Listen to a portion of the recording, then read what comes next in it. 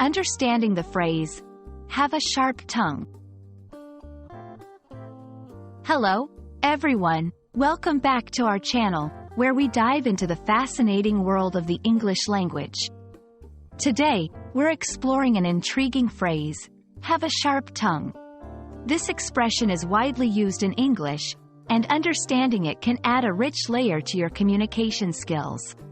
So, let's get started and unravel the meaning and usage of having a sharp tongue.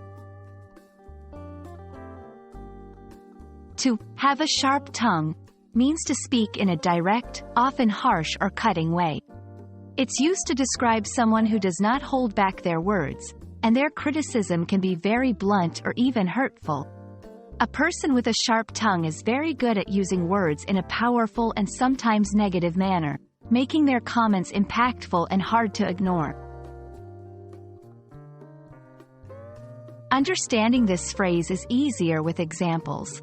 Let's consider a few. In a debate, someone with a sharp tongue might quickly point out the flaws in their opponent's argument, using strong and sometimes stinging language. At work, a boss with a sharp tongue may provide feedback that is very blunt, focusing on mistakes without softening the criticism. In literature, characters described as having a sharp tongue are often those who speak their mind freely, without much concern for how their words might affect others. Now that you know what it means, let's see how to use it. Here are some sentences. Although he's brilliant, his sharp tongue often alienates his colleagues. You should be cautious when speaking to her. She's known to have a sharp tongue. It's important to understand the cultural nuances behind this phrase. In some cultures, having a sharp tongue is seen as a sign of intelligence and wit. In others, it's considered rude and disrespectful. Always consider the context and the audience before using this expression or interpreting someone's words as being the result of a sharp tongue.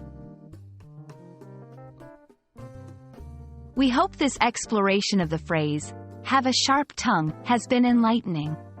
Remember, language is not just about words but also about the emotions and cultural contexts they convey.